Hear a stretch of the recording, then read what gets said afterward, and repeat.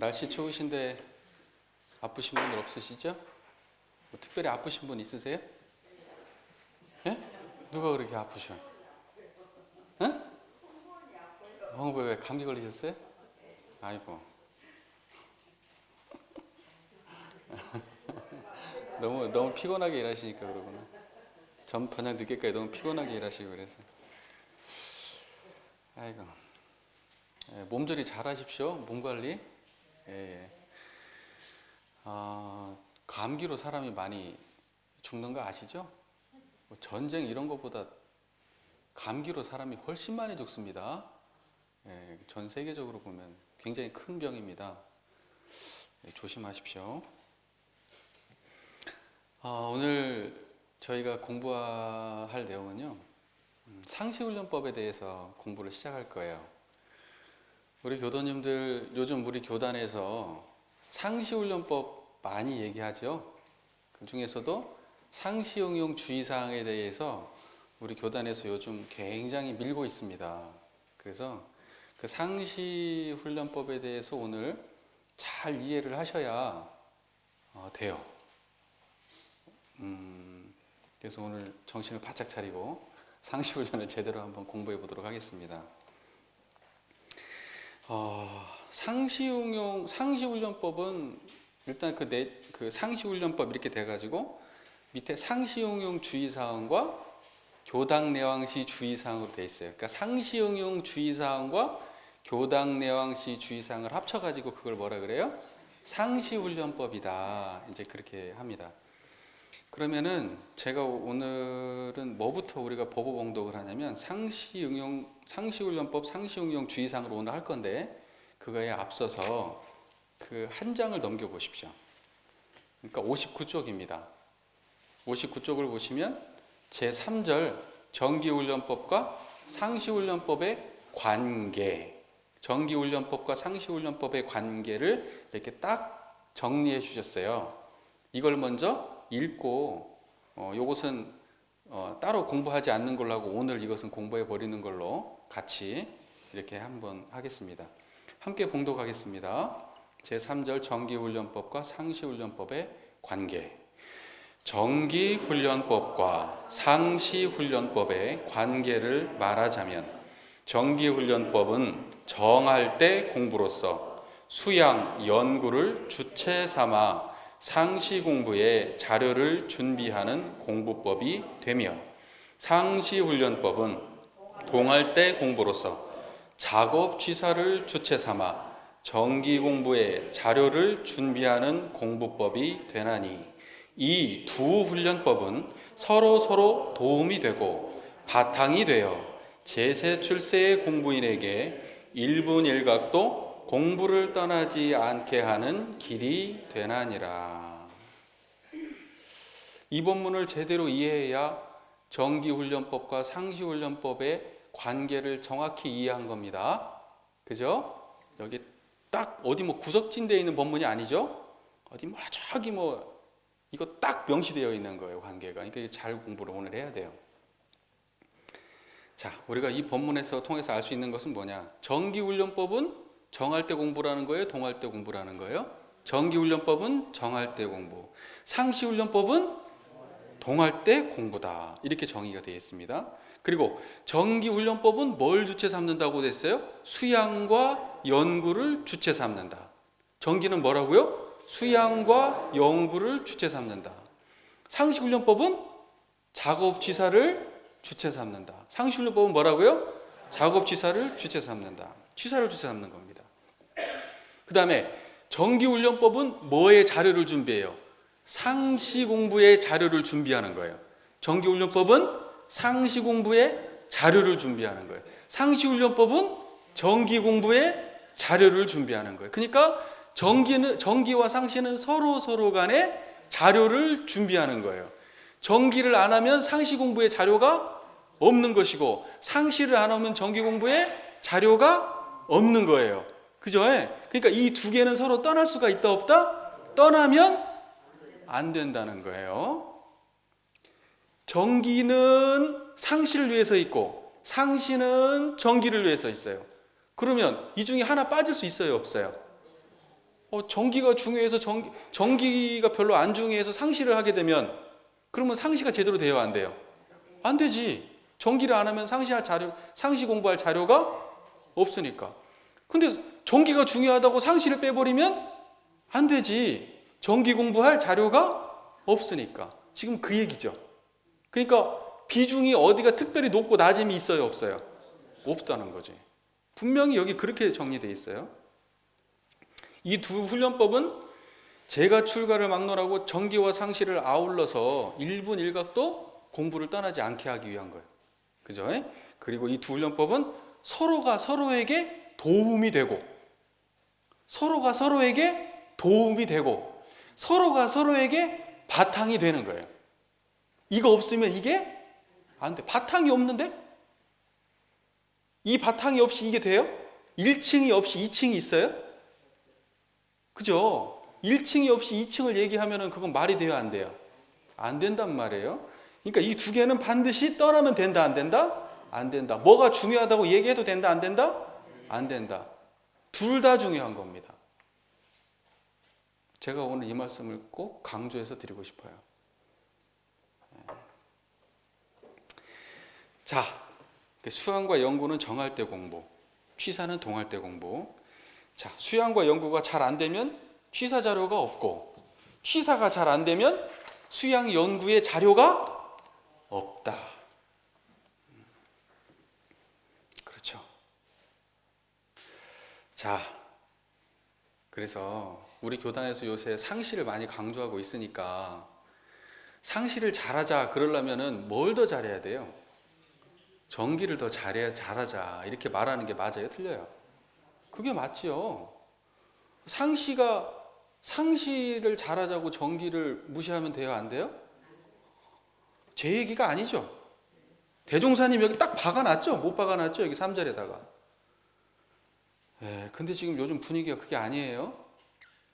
공부 열심히 하시는 분들은 아시겠지만 요즘 분위기가 정기보다 뭐가 중요하다고 얘기해요? 근데 그게 어불성설이죠. 교리적으로 볼 때 그게 맞는 말이에요? 틀린 말이에요? 틀린 말이에요. 정기보다 상시가 중요하다는 말은 그 말 자체가 틀린 말이에요. 상시보다 정기가 중요하다는 말도 말 자체가 틀린 말입니다.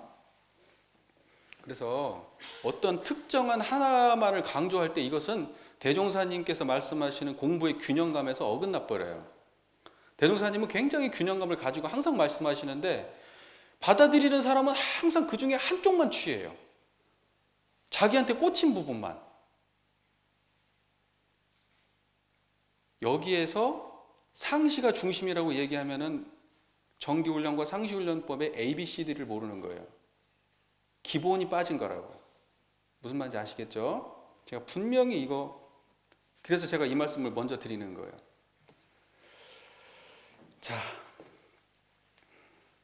상시응용 주의사항은 작업취사를 주체 삼는 공부고, 그죠? 자, 보세요.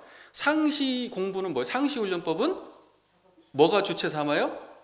작업취사를 주체 삼는 공부예요. 작업취사를 주체 삼는 공부라고 하는 것은 작업취사의 관점을 가지고 상시훈련법을 읽어야 된다는 거예요. 상시훈련법을 읽을 때 주체가 뭐라고요? 작업취사라는 거예요. 그거 빠지고 상시훈련법을 읽으면은 이게 제대로 읽는 게 아니에요. 자기 마음대로 읽는 거지.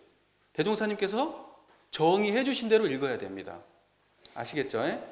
오늘은 저희가 작업취사의 관점을 잘 세워서 그 작업취사의 관점으로 상시응용 주의사항을 공부해 볼 거예요. 우리가 상시응용 주의사항을 이제 다시 펴볼게요. 그러니까 57쪽을 한번 펴보시죠. 상시훈련법. 제가 이거 봉독하기 전에 먼저 이런 말씀을 드릴게요. 대종사님께서 상시 공부는 취사 공부다라고 말씀해 주셨어요. 그런데 이 상시 응용 주의사항이라고 할 때 주의라는 말이 들어가 있죠. 우리가 정기훈련 공부할 때 취사 공부가 뭐라고 배웠어요? 상시일기, 주의, 조행. 이것을 보고 뭐라 그런다 그랬어요? 취사 공부라고 한다 그랬죠? 뭐라고요? 상시일기, 주의, 조행. 이게 무슨 공부라고요? 취사 공부라 그랬죠? 근데 여기에서 상시 응용 뭔 사항이라고 돼 있어요? 주의. 주의. 그럼 이거 무슨 공부라는 거예요? 취사. 다 주의 공부란 얘기죠? 그 말 이해되세요? 그러면 1조부터 6조까지 다 뭐라고 돼 있어요? 끝에 주의, 주의, 주의, 주의, 주의. 다 주의란 말 붙어 있죠? 그러면 상시 응용 주의 사항이 무슨 공부라는 거예요? 주의 공부라는 거죠? 주의 공부는 정신수양 사례연구 작업치사 중에 무슨 공부라는 거예요? 취사 공부라는 거죠? 이제 이해가 좀 정리가 되시죠? 자, 이제 대종사님께서 이 정기훈련법과 상시훈련법의 관계에서도 분명히 여기를 취사공부라고, 상시훈련은 취사공부라고 말씀하셨고, 또 우리 앞에 정기훈련법에서도 주의는 뭐라고 되어 있어요? 취사라고 되어 있습니다. 그러면 분명히 이 부분은 취사로 읽어야 되는데 맞다. 그죠? 예. 그러면 한번 취사적 관점을 가지고 취사의 방점을 잘 찍어가면서 취사다, 취사다, 취사다 방점을 찍어가면서 우리 여기 쭉 한번 읽어보겠습니다. 제2절 상시훈련법. 공부인에게 상시로 수행을 훈련시키기 위하여 상시응용 주의사항 6조와 교당내왕시 주의사항 6조를 정하였나니라. 1. 상시응용 주의사항. 1. 응용하는데 온전한 생각으로 취사하기를 주의할 것이요. 2. 응용하기 전에 보아 미리 연마하기를 주의할 것이요. 3. 노는 시간이 있고 보면 경전법규 연습하기를 주의할 것이요. 4. 경전법규 연습하기를 대강 마친 사람은 의두연마하기를 주의할 것이요. 5. 석반 후 살림에 대한 일이 다 마치고 잠자기 전 남은 시간이나 또는 새벽에 정신을 수양하기 위하여 염불과 좌선하기를 주의할 것이요. 6. 모든 일을 처리한 뒤에 그 처리건을 생각하여 보되 하자는 조목과 말자는 조목에 못되었는가 대조하기를 주의할 것이니라.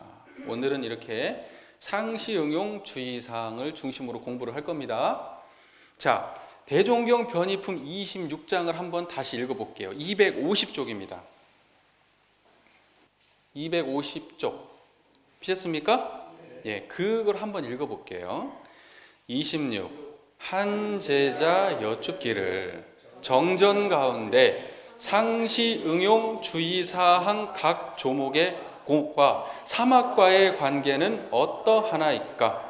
대종사 말씀하시기를 상시응용 주의사항은 곧 사막을 분해하여 제정한 것이니 5조는 정신수양을 진행시키는 길이요 2조, 3조, 4조는 사리연구를 진행시키는 길이요 1조는 작업지사를 진행시키는 길이요 6조는 사막공부 실행하고 아니한 것을 살피고 대조하는 길이니라.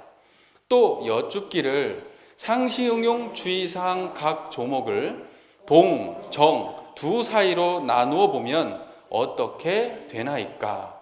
대종사 말씀하시기를 3조, 4조, 5조는 정할 때 공부로서 동할 때 공부의 자료를 준비하는 길이 되고 1조, 2조, 6조는 동할 때 공부로서 정할 때 공부의 자료를 준비하는 길이 되나니 서로 도움이 되는 길이며 일분일각도 공부를 놓지 않게 하는 길이니라. 또 여쭙기를 상시응용 주의사항과 교당내왕시 주의사항의 관계는 어떠하나이까? 대종사 말씀하시기를 상시응용 주의사항은 유무식, 남녀, 노소, 선악, 귀천을 막론하고 인간 생활을 하여 가면서도 상시로 빠른 법이 되고 교당 내왕시 주의사항은 상시 응용 주의사항의 길을 도와주고 알려주는 법이 되나니라. 이렇게 정리되어 있습니다. 자, 이 본문을 정리해 보자면 상시 응용 주의사항은 결국 무엇을 분해해서 정리했다고 되어 있어요? 삼학. 상시 응용 주의사항은 사막을 분해해서 제정했다고 말씀하셨습니다. 자, 그리고 정신수양과 사리연구는 언제 공부해요? 주로 정할 때 공부고, 작업치사는 언제 공부해요? 동할 때 공부다. 그리고 정신수양과 사리연구는 작업치사의 재료를 준비하는 공부고, 작업치사는 정신수양과 사리연구의 자료를 준비하는 공부다. 이렇게 정리되어 있죠. 또 그 다음에 상시응용 주의사항은 누구나 상시로 공부할 수 있는 빠른 길이고, 교당 내왕시 주의사항은 뭐라는 거예요? 상시응용 주의사항을 잘 지도하려고 하는 방법이라는 거잖아요. 그죠? 그러니까 자, 보세요. 저를 보세요. 교당 내왕시 주의사항은 상시응용을 잘 지도하는 거예요. 상시응용 주의사항의 내용은 사막이에요. 그죠? 사막은 결국 이론상을 제대로 훈련하기 위한 방법이에요. 그렇게 되죠? 그리고 사막의 구체적인 방법들은 정기훈련 11과목이에요. 이렇게 되어 있는 거예요. 이해되시죠? 예. 자, 그러면은 이제 첫 조목부터 우리가 한번 공부를 해볼게요. 첫 조목이 뭐예요? 응용하는데 온전한 생각으로 취사하기를 주의할 것이요. 응용하는데 온전한 생각으로 취사하기를 주의할 것이요. 거기에 이것은 무슨 공부라는 거예요? 사막 중에 작업취사라는 거고, 정하고 동 중에 무슨 공부라는 거예요? 동 공부라는 거지. 취사는 무슨 공부예요? 동 공부예요. 이 관점을 가지고 이 본문을 읽어야 되겠죠. 작업취사 공부이면서 동 공부다. 이 관점을 가지고 첫 번째 조항을 읽어야 돼요. 분명히 첫 번째 조항은 작업취사라고 분명히 명명을 하셨어요, 대종사님께서.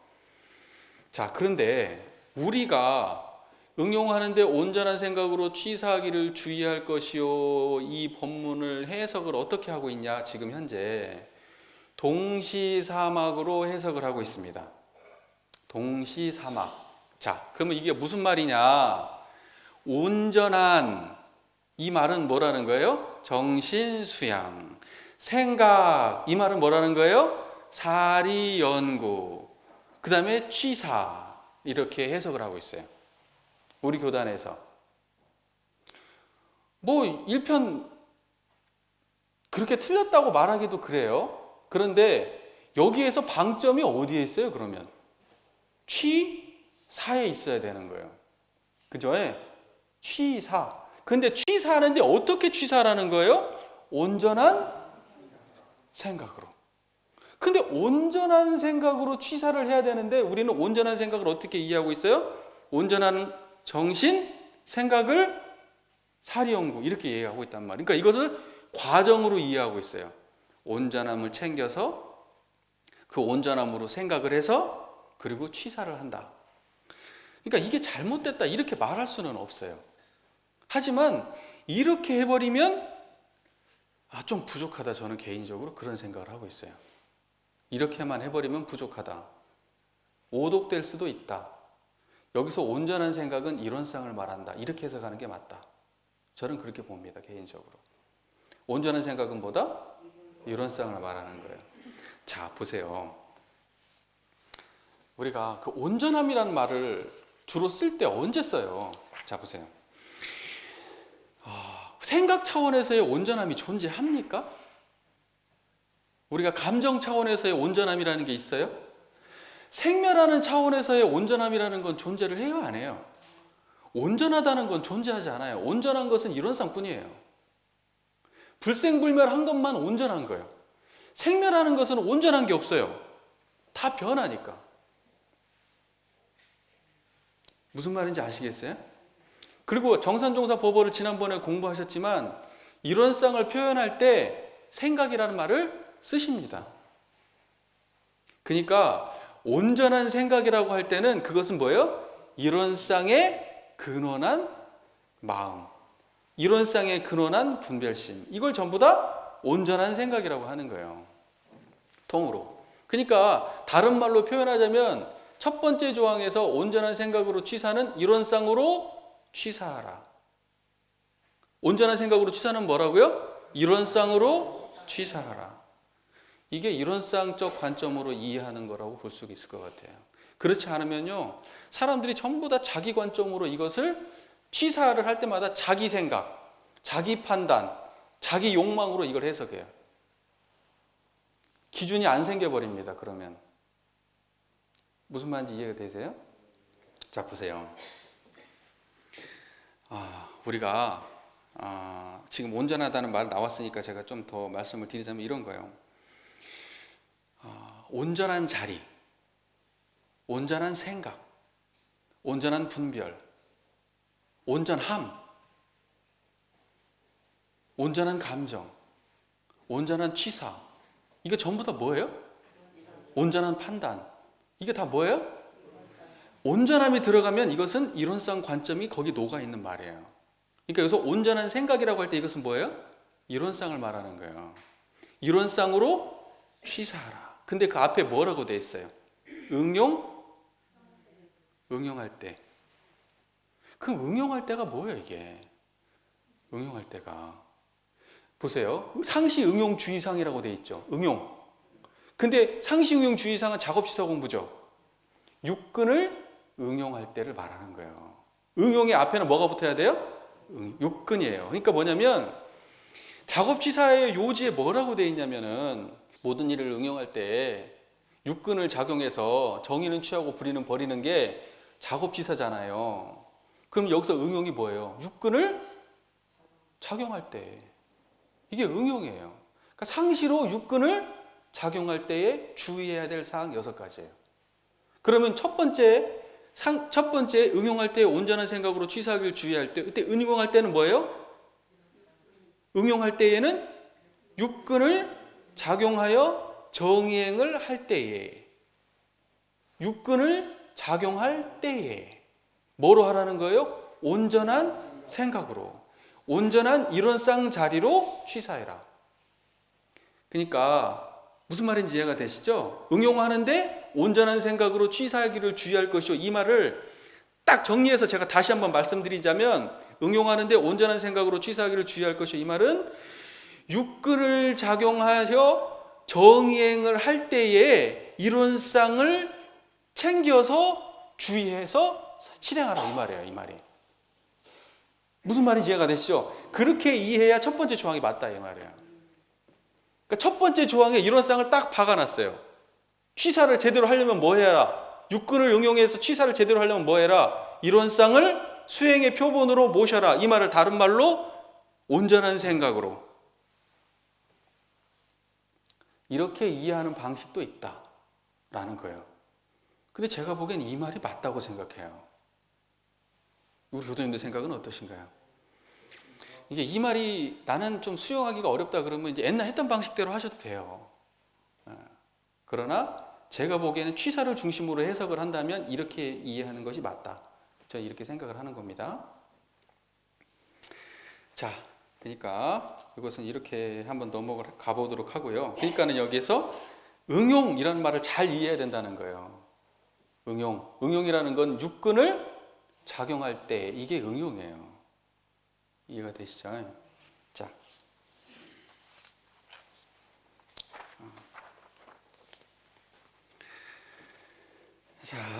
그 다음에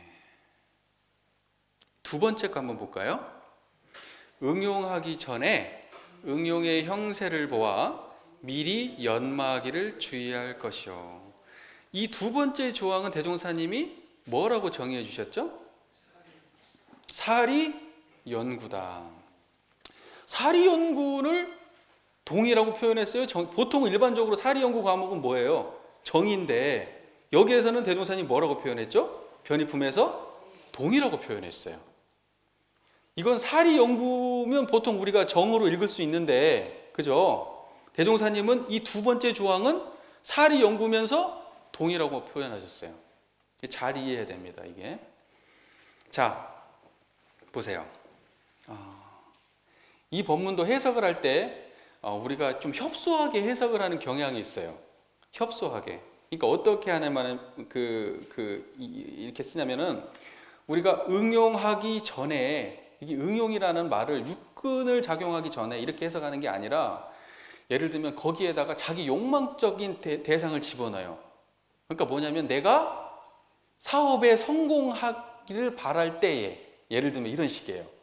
내가 공부를 잘하기를 원한다면, 내가 인간관계의 성공을 원한다면, 내가 저 사람을 내 편으로 만들기를 원한다면, 내가 명예를 얻기를 원한다면, 내가 돈을 많이 벌기를 원한다면, 이런 식으로 이 조를 해석을 한다 이 말이에요. 응용할 때 이 말을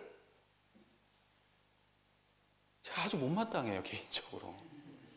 아주 못마땅합니다. 왜 이 교법을, 이 포괄적이고 이 넓은 교법을 협소한 욕망의 충족의 도구 차원으로 해석을 하냐고. 우리가 본문을 공부하는 게 성공하기 위해서예요? 돈 잘 벌기 위해서예요? 그렇게 실용적으로 이 본문을 해석하는 것이 맞아요? 그것은 따라오는 거지, 부수적인 거예요. 부산물이라고. 무슨 말인지 이해가 되세요? 우리가 3대력을 얻어가지고 파란고의 일체생령을 광대무량한 낙원을 인도하자는 것이고, 3대력을 얻어가지고 대강 열애의 대도인이 돼가지고 온 일체중생을 제도하자는 게 원래 이 교법이 만들어진 본인데, 이걸 자기 욕망을 충족시키는 쪽으로 써요. 그런 식으로 해석을 해. 자꾸 거기다 일을 갖다 붙여요, 일을. 저는 그렇게 안 했으면 좋겠어요. 너무 대종사님의 교법을 수준 낮게 만드는 거예요. 수준 낮게 만드는 거라고. 그렇게 할 것 같으면요, 일반 서적 갖다 보면 돼요. 성공하는 법 책으로 겁나 많이 나와 있어요. 감정 다스리는 법, 인간관계 좋게 하는 법, 말 잘하는 법, 돈 잘 버는 법, 명예를 얻는 법, 케이스 바이 케이스로 그냥 자세하게 나와 있어요. 거기 안에는 예제까지 들어가면서 그런 책이 쏟아집니다. 넘쳐나요. 뭐 하려고 여기에다가 굳이 그렇게 해석을 합니까? 좀 그렇게 안 했으면 좋겠어요. 대종사님의 교법을 협소하게 해석하지 마라. 대종사님의 교법은 성불재중 재생의세를 만들기 위한 교법입니다. 우리 전부 다 성불시키려고 하는 교법이지 사업 성공시키려고 하는 교법이 아니란 말이에요. 그런 건 따라오는 거예요. 따라오는 거. 내가 마음을 잘 쓰면 따라오는 거라고. 아시겠죠? 예. 그 찌끄레기 따라오는 것을 여기다 대입하지 말라고, 좀 제발 좀. 예. 진짜 내가. 예. 자, 보세요. 응용하기 전에는 뭐예요? 내가 내 육근 작용을 쓰기 전에. 이렇게 해석을 하면 맞아요. 그게 작업취사 우리 사막의 작업취사하고도 결이 맞는 해석이에요, 그게. 그죠? 우리가 작업이라 하면 모든 일을 육근을 작용하는 걸 작업이라고 하잖아요. 그러니까 여기 응용할 때가 육근 작용할 때 이렇게 해석하는 게 맞다 이 말이야. 그 육근을 작용하는데 방향은 어디를 향해서? 항상 불의의 정의예요. 정의를 향할 때. 우리가 육근을 정의행으로 쓰려고 할 때. 이게 응용할 때예요. 그럼 응용하기 전에는 뭐예요? 이 육근을 작용하기 전에. 안이비설신을 작용하기 전에 뭐라고 돼 있어요? 응용의 형세를 보아. 자, 보세요. 그러면 육근 작용의 형세를 보아. 육근 작용의 형세를 보아. 이 말은 뭐예요? 내 마음의 형세를 보아. 내가 어떤 마음을 쓰고 사는지를 보아. 내가 어떤 마음의 형태로 내가 굳어진 인간인지를 보아. 그렇게 해석하는 게 맞지 않을까요? 그 다음에 뭐라고 돼 있어요? 미리 연마라고 돼 있잖아요. 미리 연마라고 돼 있잖아요. 뭘 미리 연마라는 거예요? 내 육군 작용을 어떻게 쓸지를 미리 연마라는 거예요. 아, 내가 왜 이러지? 다시 또 마음을 가다듬고, 우리 교도님도 잘못한 게 하나도 없는데 내가 우리 여기 뭐 딴 사람 앉아 있는 것도 아닌데, 자 보세요. 그렇게 해석하는 게 맞아요. 그게 정당하단 말이에요. 근데 우리가 이걸 어떻게 해석하는 줄 아세요? 자, 사업이 잘 될 때에 사업을 잘 하려고 하면 미리 연마를 해야 돼. 사업을 어떻게 하면 사업이 잘 될지. 예? 그걸 미리 연마를 해야 사업이 잘 될 거 아니냐. 그걸 주의해가지고 무작정 하지 말고 어떻게 하면 선후를 잘 따지고 어떻게 하면 하는지 공부를 잘 해가지고 그래가지고 해야 사업에 성공한다. 이딴 식으로 해석을 한다 이 말이야. 그렇게 협소하게. 그렇게 하면 안 됩니다. 여기서는 성불제종 만드는 방법이에요. 사막 공부 시키려고 하는 거예요. 다시 한번 정리해 드릴게요. 응용하기 전에 이 말은 뭐예요? 내가 육군을 함부로 돌리기 전에 먼저 네 육군을 어떻게 쓰는지를 네가 스스로 깊이 연마하고 파악하고 그러고 나서 취사를 똑바로 해라 이거예요. 네가 어떤 놈인지를 알아라는 거예요. 그게 첫 번째. 그게 취사 공부라는 거예요. 네 육군 작용하는 것을 네가 스스로 비춰보고 그걸 연마하는 것이 취사 공부라는 거예요. 근데 육군은 언제요? 작용할 때 있어요? 멈출 때 있어요? 작용할 때 있잖아요. 그러니까 그걸 무슨 공부라고 한 거예요? 동 공부라고 한 거예요. 네 마음 작용을, 우리의 마음 작용을 어때요? 항상 살펴보라는 의미예요. 그게 응용하기 전에 응용의 형세를 미리 살펴봐라. 너의 마음의 응용의 형세를 미리 살펴봐라. 그 말이에요.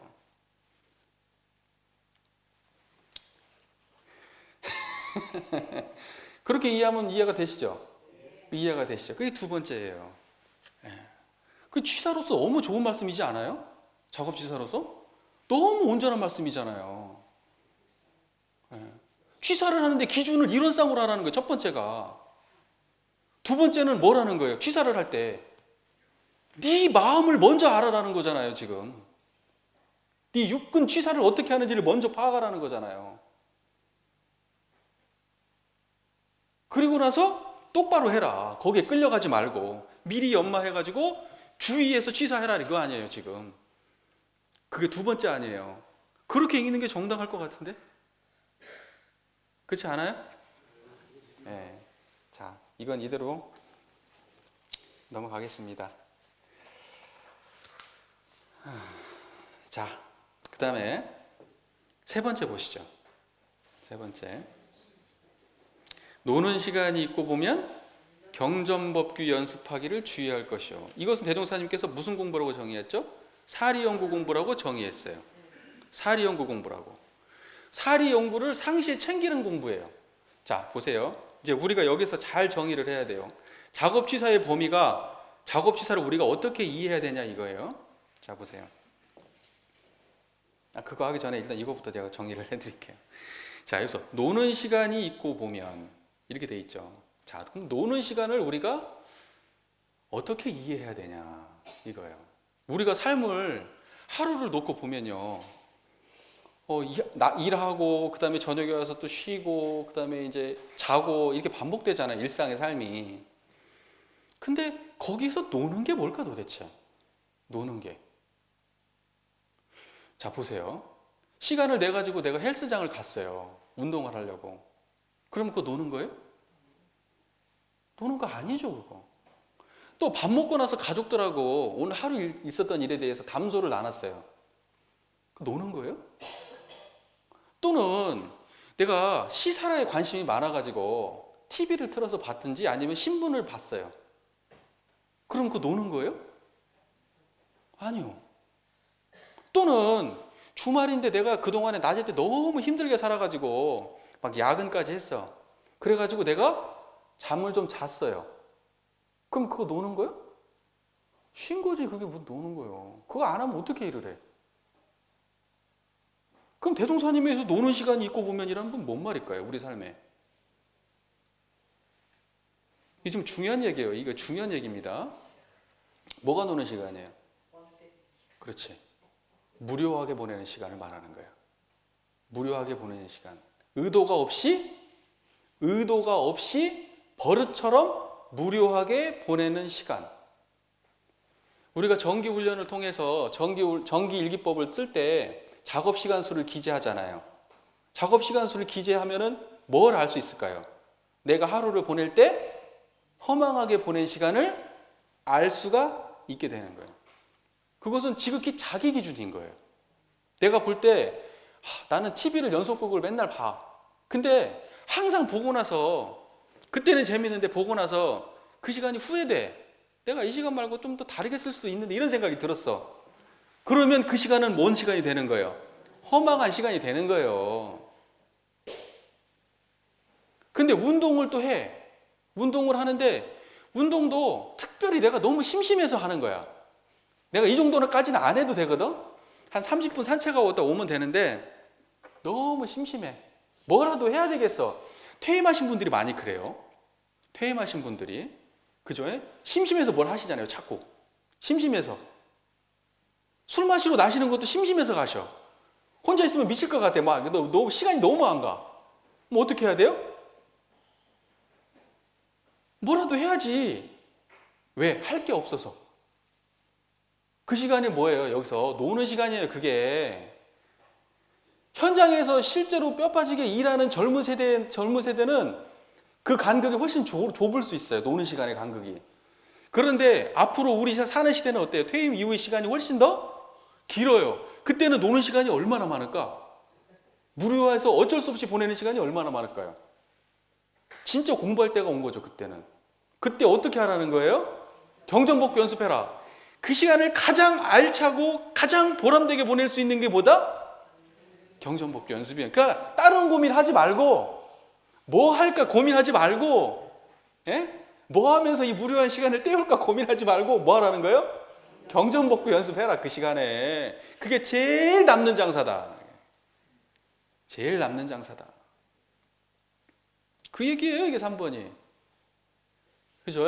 그러니까 노는 시간을 갖다가 막 쉬는 시간도 노는 시간으로 잡아버리고 가족들하고 대화하는 시간, 내가 건강을 챙기기 위해서 헬스장 가는 시간, 또는 내가 취미 생활을 한다고 내가 뭐 바이올린을 내가 취미 생활을 했다, 그림을 그려야 되겠다 하는 그런 모든 시간, 그게 성불재중하고 관계가 없으니까 다 노는 시간이다? 이렇게 해석하면 된다, 안 된다?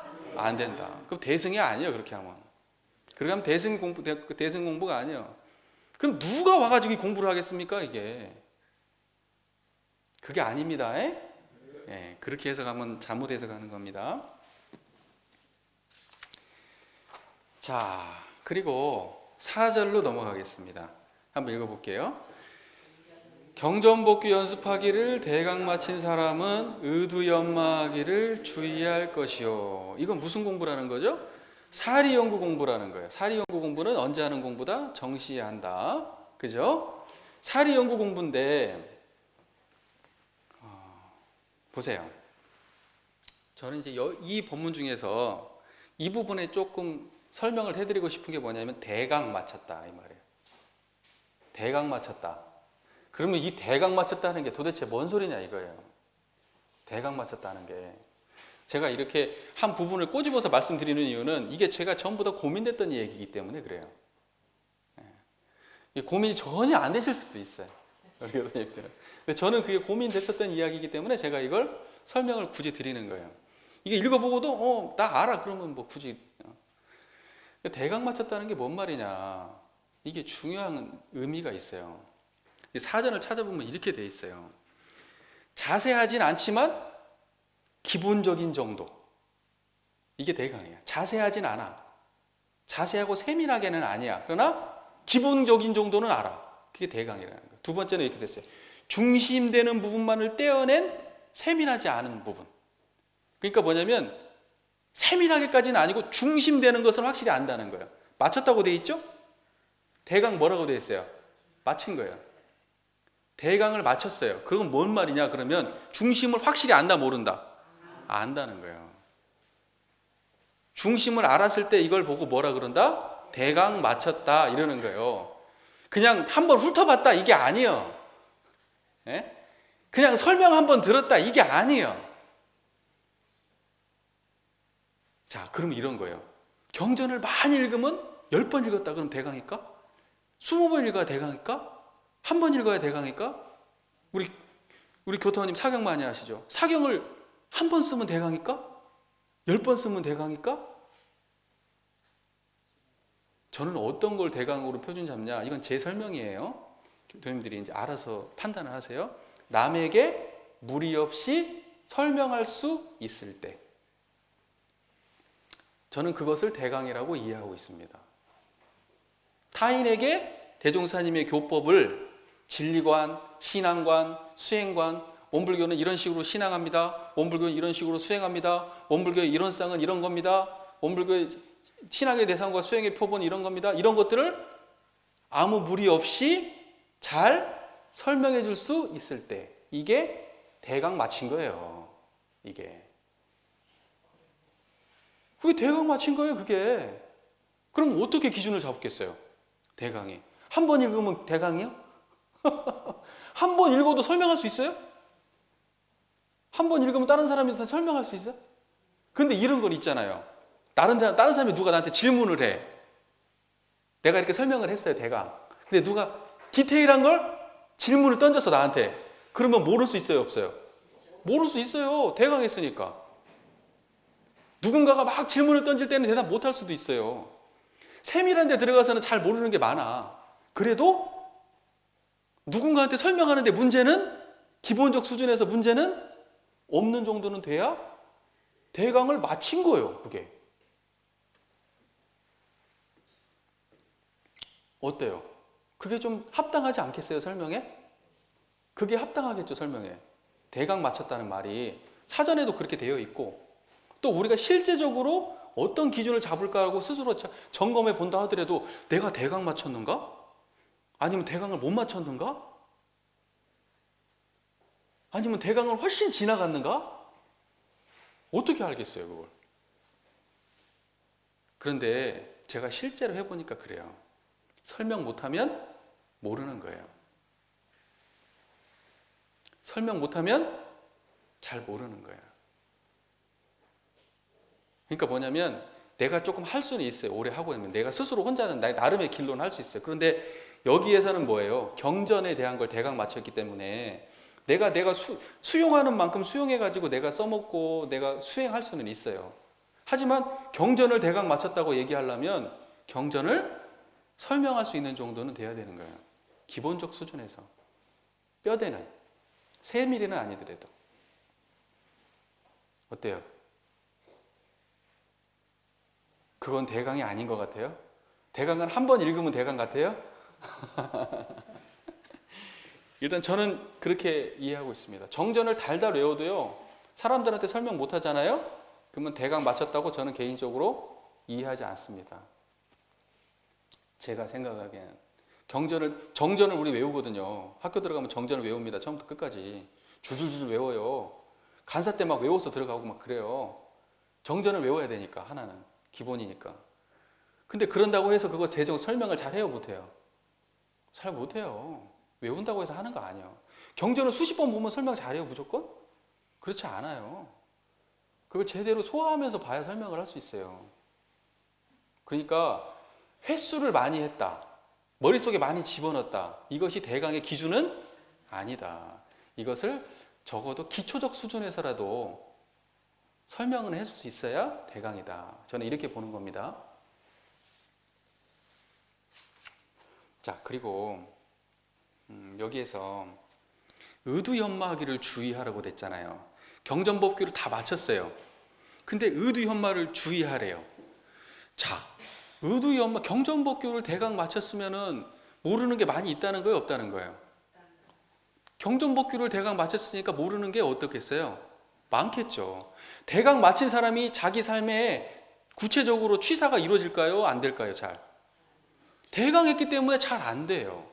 아는 것과 실천 사이에 간극이 클까요? 좁을까요? 간극이 크단 말이에요. 대강 아는 거 가지고는 실천으로 옮겨지지가 않아요. 그러면 이제 어때요? 대강 알아가지고 취사로 옮겨가려고 할 때는, 그때는 어때요? 실제로 모르는 것을, 그러니까 뭐냐면 보세요. 아는 것을 실제로 해보려고 해본 사람은 그 과정에서 어긋나는 게 많이 생겨요. 이게 맞나? 틀리나? 저기는 이렇게 말씀하셨는데 여기는 이렇게 말씀하셨는데 마음을 이렇게 써야 되나? 저렇게 써야 되나? 실제로 구체적으로 해보세요. 실제로는 적용이 안 되기 시작합니다. 어긋나기 시작해요. 그래요. 그러면 그게 뭐예요? 그게 의도가 되는 거예요, 다. 그래가지고 의도가 해결이 많이 되면 될수록 어때요? 간극이 어때요? 좁아지는 거예요.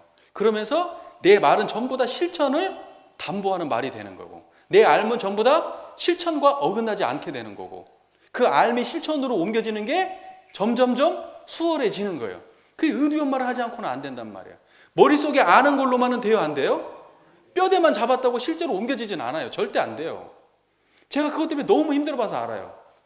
교정 공부를 막 파니까 머릿속에 든 건 많아요. 그런데 내 마음을 실제로 보니까 경전하고는 딴 세상이야. 하나도 연결되지가 않아요, 내 마음에서. 근데 실제로 보니까 어떤 것이냐? 경전에 대해서 잘못 이해하고 있는 부분도 너무 많았던 거예요. 경전에 대해서 잘못 이해하고 있으니까 내 마음을 이해하는 것도 잘못된 것도 너무 많았던 거예요. 사실 경전은 그런 식의 그런 의도가 아닌데 내가 오해하고 있었던 거예요. 그런데 계속 실제로 왜 안 될까 안 되는 부분들이 생기고 그걸 연마하다 보면 어떻게 돼요? 아, 이게 이 말이 아니었구나. 아, 이렇게 하면 되겠네. 이런 걸 내가 몰랐구나. 이렇게 하면 되는 걸. 아, 이 마음에 대한 설명은 이게 아니었구나. 아, 내 마음 중에서 이런 쌍이라고 하는 건 이런 거였구나. 그럼 적용이 돼요, 안 돼요? 되잖아요, 지금. 바로 돼요. 이런 쌍을 예전에는 대륙 설명을 했어. 그런데 그 실제로 내 안에 체험하고 똑같아요, 안 똑같아요? 왜 안 똑같아요? 본문을 잘못 이해했기 때문이에요. 근데 실제로 안 되는 줄 알고 의도를 연마를 하다 보니까 그게 해결이 하나씩 되잖아요. 그러다 보니까 어때요? 바로 취사로 이어지는 게 문제가 있어요, 없어요? 없잖아요. 이해가 선명하면 취사가 쉬워집니다. 이해가 선명하면. 제가 우리 교도님들한테 야, 교당을 나갈 때 걸을 때 걷는 놈 없이 하세요. 그게 이런 상 챙기는 거 이렇게 말씀을 드렸어요. 이 말을 정확하게 이해하면 할 수 있어요, 없어요? 할 수 있어요. 근데 이 말을 이해 못하면 할 수 있어요, 없어요? 없는 거예요. 그래서 항상 따로 노는 거예요. 정확한 이해가 없기 때문에. 그러니까 아는 것을 실제로 하는 과정에서 이 안에 있는 간극을 메꾸기 위해서 뭐가 필요하다? 의도 연마가 반드시 필요한 거예요. 그래서 이것이 나중에 점점 간극이 좁아지고 나중에는 암과 행위가 하나가 되는 거예요. 그때는 의심거리가 별로 없어져요. 실제로 해보니까 되거든. 그럼 의심이 별로 없어요. 믿음이 생깁니다. 그전에는 뭐예요? 잘 안 되기 때문에 의심이 많아야 돼요. 많아야 됩니다. 그리고 나중에는 뭐만 남냐? 열심히 하는 것만 남아요. 의심이 다 사라지고 그냥 열심히 할 뿐이에요. 길이 명확하니까. 근데 그 전에는 안 돼요. 그 전에는 의심이 많은 것이 제대로 공부하는 거예요. 의심이 많을수록 그 사람은 실제로 열심히 해보려고 노력하는 사람이에요. 의심이 없다. 그러면 대충 이해하고 실제로 해보지는 않은 거야. 그럼 의심이 없어요. 법문을 실제로 해보면 의심이 굉장히 나옵니다. 이게 진짜예요.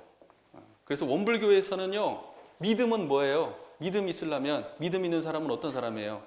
의심거리가 많은 사람이에요. 원불교에서는 믿음 있으면 의심거리가 없다. 믿음이 생기니까 의심거리가 없다. 그러면 그 공부 제대로 한 사람이 아닙니다. 그 제대로 된 믿음이 아니에요. 믿음 있는 사람은 의심거리가 많아야 돼요. 자, 그렇게 해서 넘어가시고요. 5번째 한번 읽어볼까요? 석반 후 살림에 대한 일이 있으면 다 바치고 잠자기 전 남은 시간이나 또는 새벽에 정신을 수양하기 위하여 염불과 좌선하기를 주의할 것이요. 이렇게 돼 있죠. 정신 수양 공부죠? 언제 공부해요? 동하고 정할 때 언제 공부죠? 정할 때 공부입니다. 그러니까 시간을 정해서 하는 거예요. 자, 그러니까 언제 하라는 거죠? 일 없을 때 하라는 거예요. 저녁에 다 마무리 지어놓고, 왜냐하면 일이 있으면 어떻게 될까요? 마음이 그것 때문에 신경이 쓰여요, 안 쓰여요? 안 쓰이잖아요. 그러니까 그런 것들을 미리 다 처결하고 그러고 나서 오롯하게 이거에만 집중해서 공부해라. 이러한 시간이 우리한테 필요하다, 안 필요하다? 반드시 필요하다는 거예요. 이것이 반드시 챙겨야만이 사리 연구할 때, 진짜 작업지사로 공부할 때 그것이 제대로 된다, 안 된다? 제대로 되기 때문이에요. 그래서 작업지사 공부가, 자 보세요. 그러니까는 뭐냐면 우리 그 앞에서 쭉 보면 사리 연구 작업지사를 상시에 챙겨라 이거잖아요. 그러면 사리 연구하고 정신수양을 상시에 챙겨라. 근데 정신수양 그 자체는 정공부고 시간을 정해서 하는 공부니까, 그죠? 사리 연구 자체도 정공부예요. 왜? 정해진 시간을 정해놓고 경전법규 연습하잖아요. 그죠? 그 정공부요. 작업지사는 언제예요? 그것을 쓸 때 하는 공부니까 동공부예요. 동공부. 그러니까 정신수양을 육군을 응용할 때 쓴다. 그러면 그것은 작업 취사. 사리 연구한 것을 육군을 응용할 때 쓴다. 작업 취사. 무슨 말인지 아시겠죠? 또 정신수양 공부를 시간을 정해서 챙겨서 한다. 작업 취사. 사리 연구 공부를 시간을 정해서 챙겨서 한다. 작업 취사. 자, 그러니까 이거예요. 우리가 두 가지로 읽을 수 있습니다. 정신수양, 사리연구, 작업 취사는 그 하는 기간에 따라서 정기에 하기 때문에 정기에 정신수양, 사리연구를 중심으로 하기 때문에 이것은 정공부고, 동시에 상시에 작업 취사를 중심으로 하기 때문에 이것은 동공부다. 이렇게 기간을 중심으로 이해할 수도 있고, 그 과목이 전부 다 언제 쓰이는 공부라는 거예요. 동할 때, 정할 때 쓰는 공부, 정할 때 연불 좌선은 언제 어떻게 하는 거예요? 정할 때 공부를 하잖아요. 그렇기 때문에 과목 자체가 정공부라는 거예요. 기간으로서의 정도 있고 과목 자체가 정의도 하다는 거예요. 사리연구도 정공부라는 거예요. 과목 자체가 정공부라는 거예요. 그런 의도로 쓰여 있다고 저는 봐요. 그러니까 그 두 가지로 다 읽어야 된다. 기간으로도 읽어야 되고 과목으로도 읽어야 된다. 말이 좀 어렵죠? 지금 제 말이. 자,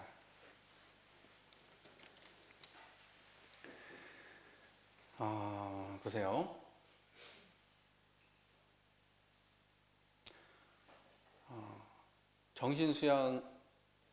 정신수양을 내가 해야지 해가지고 정신수양 공부를 챙겼어요. 2시간 해야지. 그래서 정신수양 공부를 좌선을 2시간 해야지. 그러고 좌선을 챙겼어요. 그러면 그것은 취사 공부예요? 수양 공부예요. 취사 공부라는 거예요. 그건 취사 공부예요. 그런데 그 자체를 놓고 보면 그것은 무슨 공부라는 거예요? 정공부라는 거예요. 자, 경전법규 연습을 해야지 하고 그걸 챙겼어요. 경전법규 연습을 해야겠다 하고 그걸 챙겼어요. 그래서 그걸 챙겨서 했어요. 2시간 해야 되겠다, 내가. 그걸 챙겼어요. 그러면 그것은 무슨 공부라는 거예요? 취사 공부라는 거예요. 하지만 경전 공부 그 자체는 무슨 공부라는 거예요? 그것은 정공부라는 거예요. 이해가 되세요? 자, 그러면 취사 공부라고 하는 것은 동공부예요, 정공부예요? 육군을 응용할 때 쓰니까 그걸 무슨 공부예요? 동공부단 말이에요. 사리 연구를 실제로 경계에 응용해서 쓰니까 그걸 뭐라 그래요? 동공부라고 하는 거예요. 그러니까 그것을 정신수양 사리 연구를 쓰기 때문에 취사는 동공부고, 정신수양 사리 연구를 챙기는 그것은 뭐다? 정공부라는 거예요. 그 공부 자체를 챙기는 것은 정공부고, 그걸 갖다가 쓸 때는 뭐다? 동공부예요. 동공부. 이제 좀 이해가 되시나요? 네. 그래서 취사라고 하는 것은 우리 상시용의 주사에 보면은 다 사막을 챙기도록 돼 있잖아요. 그 사막을 다 챙기는 것이 다 뭐예요? 그러면 덩이에요, 동이에요? 다 정을 챙기기 때문에 그것은 뭐예요? 취사 공부인 거예요. 정을 챙겨. 취사 공부야.